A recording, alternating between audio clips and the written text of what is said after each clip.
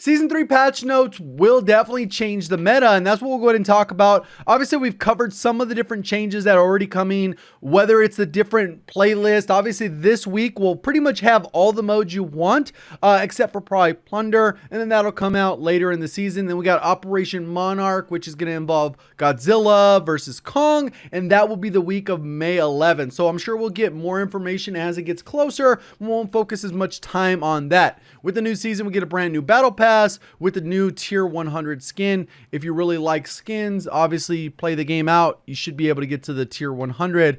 They don't have the same issues they had last season where it felt like it was bugged the entire season. So that'll come out May 11th. Like I said, we'll go ahead and continue on.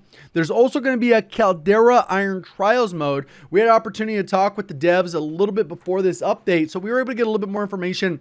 They said that this is probably one of the most requested modes that hasn't been in the rotation in a little while that they're bringing back. So for Rebirth Resurgence, this was a huge change that has been brought up quite a while because it's so broken. Players no longer spawn with Handgun Charlie for Black Ops Cold War, which is the Diamatti, which is kind of like a loadout gun right off the bat, which is kind of a little bit imbalanced, especially if somebody could just come back, land, and instantly deleted.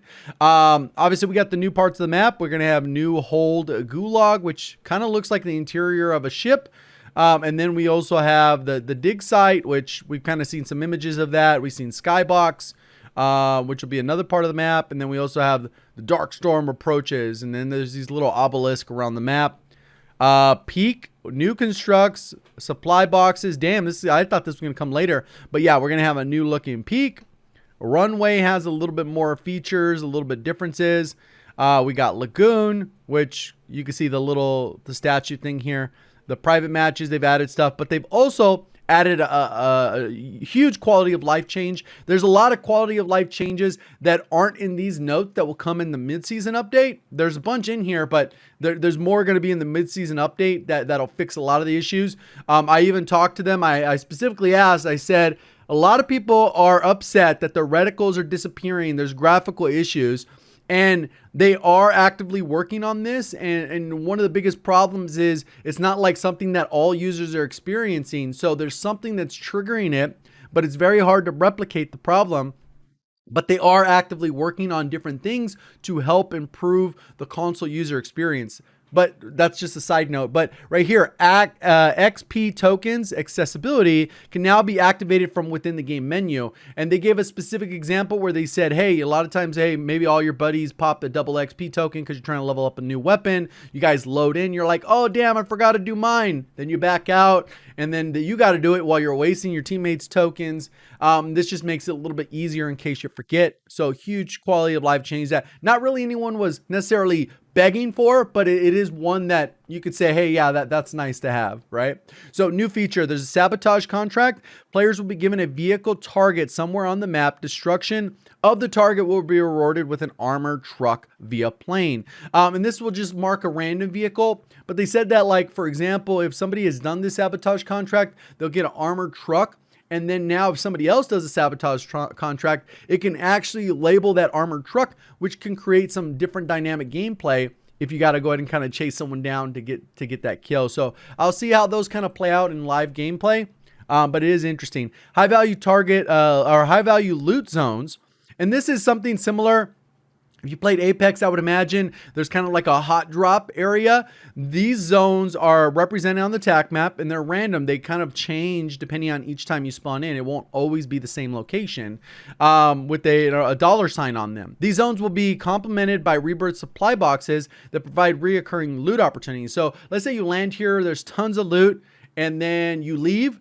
And then you die, you can come back there and all those boxes will be restocked. Obviously, there's somebody that can just kind of camp that area and rotate and watch for people to regain. So that could be another opportunity. Again, you have to kind of see how this plays out. But this is an interesting opportunity where you can guarantee almost that there will be a loot pool that continues to restock. And it allows for more opportunities to get back into the game if everything's looted. General adjustments, gas mask will no longer interrupt falling players. thus allowing them to still be able to pull their parachute when falling to preserve their life. Won't play animation when the player is ADS or affected by gas of nebula rounds. So that was kind of another issue. Like if you want to use nebula rounds, you couldn't really use them on an SMG because you would kind of screw yourself. Obviously, if you have a gas mask on, you're mid gunfight, you shoot the person, you walk near them, the smoke is giving you, and you're like, okay, I lost the gunfight. So it's going to remove some of those annoyances. And that's really what they talked a lot about, was that they just want to make the user experience, like, even if something necessarily makes sense, it doesn't work if it's annoying, right? So like, obviously the mechanic has to go on, or else, you know, you'd be affected by the gas, but it makes more sense to not have the user experience feel like they're getting screwed by using mechanics. They should be rewarding, fun, those types of things. Most wanted contract has also been adjusted. So the timer reduced by doing certain actions. So if you eliminate players, you can actually bring that number down, versus before you just had that full 3-minute timer or whatever. Opening boxes will reduce it by 5 seconds. Very similar to what we're seeing with respawning your teammates back on Rebirth. So you can actually just go around, loot, and then that number will just slowly decline. So maybe you pair one of the most wanteds with that new area, and then you can kind of just get, all right, cool, we opened 20 chests. We're going to knock that down by 100 seconds or something like that. So it wants to promote, you know, maybe if you want to play a little more passive or aggressive, because before you kind of just jumped in a vehicle and that was it. Players can no longer use the TAC map to ping an enemy most wanted target, because before that's kind of was the meta. If somebody had one, you ping it and then you could literally live watch them and it would just stay live ping. So they've removed that part, and it was just unfair. And then the refresh rate has been increased though. So instead of like 8 seconds in between or 5 seconds in between, it'll be less than that. So it'll be kind of a hybrid between what it was before and like just pinging them. So you kind of have that balance. Bounty contract, speed increase to TAC map refresh rate. So you'll be able to see that update a little bit more in quote unquote real time. I think the timer before was like 10 seconds the last time we tested it, if I recall off the top of my mind. If I recall off the top of my head. So that will be a little bit faster. So you'll get a better idea of where the bounty is, almost in real time, but kind of like in between. Deployable buy stations. When a player pings a deployable buy station, there will now be dedicated audio narration to better inform squad mates and the other player's intentions. Hey, I'm on the buy station or whatever. It'll be call outs for each of them.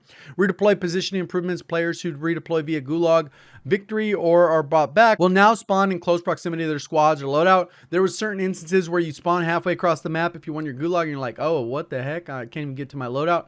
They've put some things in logic in the game, so you'll be able to land closer to your teammates a little bit faster. Caldera adjustments. Loot that spawns across Caldera has been adjusted. They've added perks, so now there's lootable perks. And these are pretty much all the perks that don't really get used regularly or quite as often as the quote-unquote meta. Cold-blooded, EOD, overkill. Obviously, overkill wouldn't matter in this case. And amp. Those are like a few that aren't there.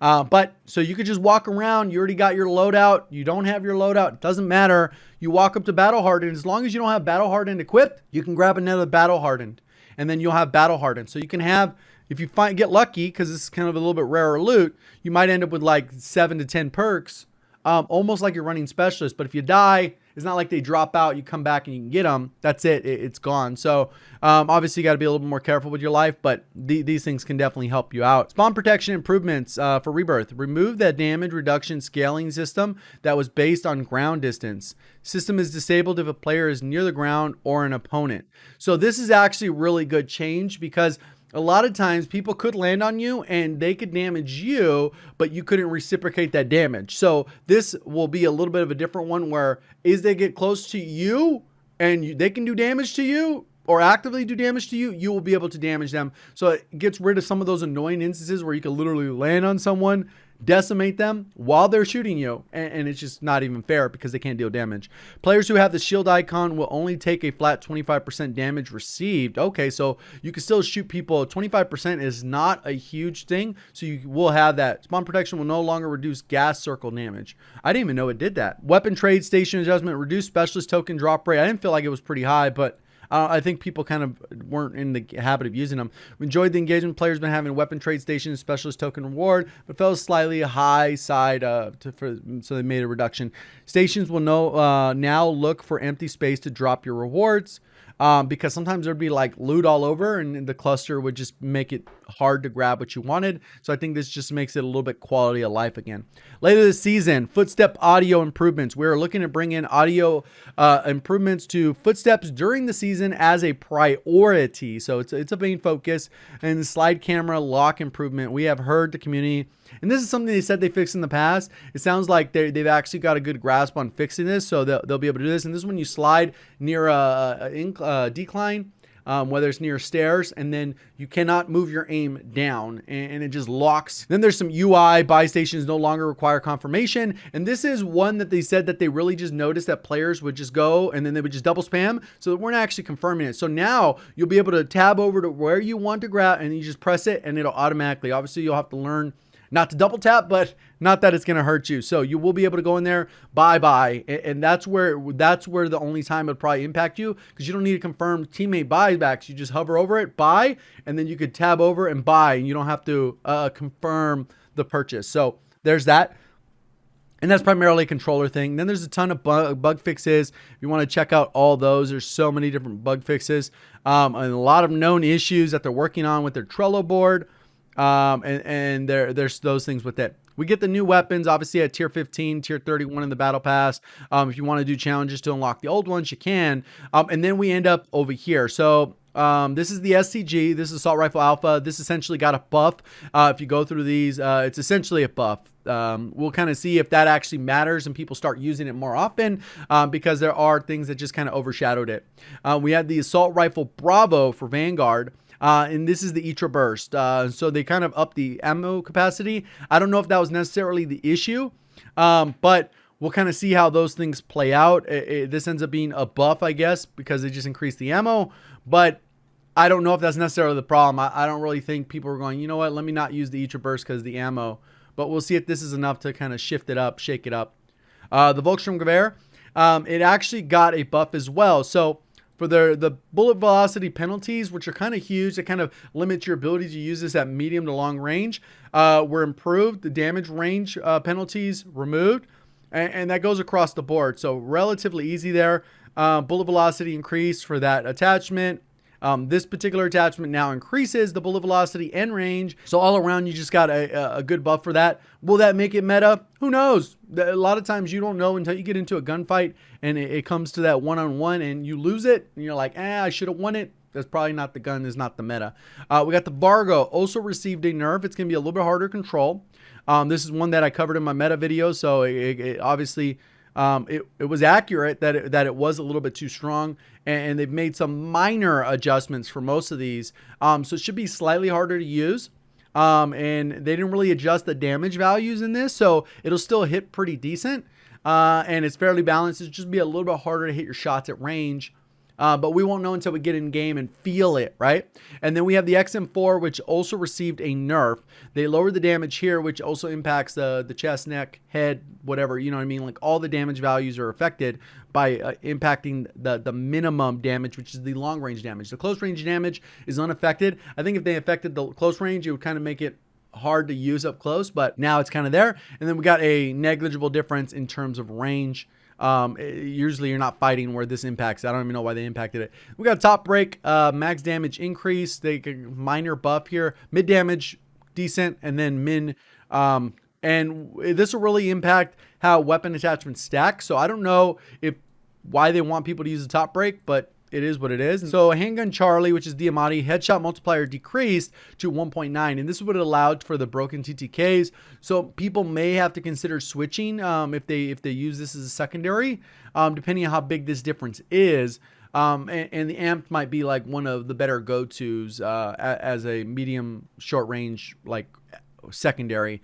Light Machine Gun Charlie got a nerf. This is the Bren. It got nerfed in multiple ways. It's gonna be harder to use. It does less damage, and tight grip doesn't really help as much. So it's just gonna be one of those guns that probably goes mostly unused now, and they're kind of just phasing it out. And maybe another LMG will step into the fold. Whitley, min damage increase. So this could be a good thing because it is relatively easy to use. It really just depends on how this impacts the shots to kill. In both of the modes, which I think gradually they'll bring the full health of Caldera over to Rebirth, but we'll figure that part out. And then we have the huge sniper change, right? This is a significantly large, and I'll kind of give you like a quick snapshot of what it actually means. Based off estimates, based off the changes. So if we go through here, there's going to be a lot of changes. So Sniper Rifle Charlie, Modern Warfare, the MW3, that's like a Kar98k. So I've gone through and I've already looked at these. I've added up the different values and kind of got a rough estimate of what that would look like. For both Rebirth and Caldera. There might be some exceptions as we get a little bit deeper into it, but I want to give you kind of just a snapshot because that's just way too much information to absorb. So we'll go through that as soon as I get through this last couple lines about the SMG. So Armaguera, it kind of got like a buff nerf because now it does a little bit less fire rate, but it does slightly more damage with this barrel and then or this ammo type. And then the bullet velocity penalty decreased to 10% down from 12%, which that'll just make it feel like it has more consistent like bullet registration. And then we got visual recoil decreased on the Type 100, and then the damage multiplier decreased to 6.5 down from 14. Yeah, so that ends up being more of a nerf. And then we have the Owen gun, which received multiple nerfs. We got neck shot, head and neck shot, and then the fire rate is slightly slower on the rapid barrel, which has been pretty popular. The short barrel on the SMG Charlie, which is the MP40, also got decreased, so that one maybe come in line. And a lot of these nerfs are just really going to make it so that the other guns that you probably want to use would have fun using and have variety in the SMG category weren't usable because these were too good, and now it kind of balances out. So you can try the Bison, which isn't overpowered but good. Like there's a lot of more variety if these kind of get taken down a notch, whether you want to use some of those. M1 Grand lower limb damage multiplier increased from 0.8 from 0.7 up to 0.8. And then the attachments, they've actually removed the bullet velocity penalty from the subsonic round. So this could be a good option if you feel like you get good bullet registration. And if you feel like you're not getting good bullet registration, then you could always go with the lengthen for an SMG. So it kind of ends up being one of those trade-offs. It could come down to gun by gun. Whether or not you feel like you're getting enough bullet registration, because this will kind of just keep you off the minimap and act as a suppressor, which we really haven't had in one of the recent metas. And we'll see kind of how that plays into if people actually swap it up and have good choices to choose from. Muzzles, a Mercury silencer damage range penalty removed, so you're not going to get knocked for that. And then the MX silencer decreased sprint to fire speed by 2% and now increases damage range, so you get a slight difference between those. So here's kind of a rough estimate of what I was able to pull from those quote-unquote patch notes, and it gives you kind of an idea of what these are. So these little ticks are just the distance in meters. Kar98 will have like a 50-ish meter range. We got the SPR, which is about 45. And those are still pretty decent ranges. You're just not going to be able to go up to infinity. In terms of like Rebirth, probably the most popular one will probably now be the Pellington because it gives you 70 meters, which will take care of the vast majority of your gunfights. Obviously, you could still like get into engagements pretty far, but on Caldera, I think most people will be rocking one of these. I think the most comfortable for old, like clean optics, it shoots straight, is the HDR. But the ZRG offers a little bit better ADS speeds. The bullet velocity is just as good. And it has a clean optic as well. It just kind of blocks off the outside of the screen, which could be annoying. A lot of people could go to the AX50. That one has probably the most bullet drop out of the list. And then the 3 line, I don't think anyone's really given much time of day. So that could be a front runner. And then that's kind of how that would work for either Caldera. And this is the number of headshots, not total shots, just headshots in general. So if you hit a Modern Warfare Kar98, you're going to get 1 headshot within about 53 meters. And then above that, it will be 2 headshots to down a player. And that'll go for both Rebirth and Caldera. Obviously, there's a lot of people that kind of thought that. And there's a lot of good patch notes there. Hopefully, you guys enjoy the update. I am excited for some of the new stuff that they have planned and what is going to be going into this to fix some of the issues that I think some console players are struggling with still. Appreciate all the support. Thank you for watching as always. Have a great day.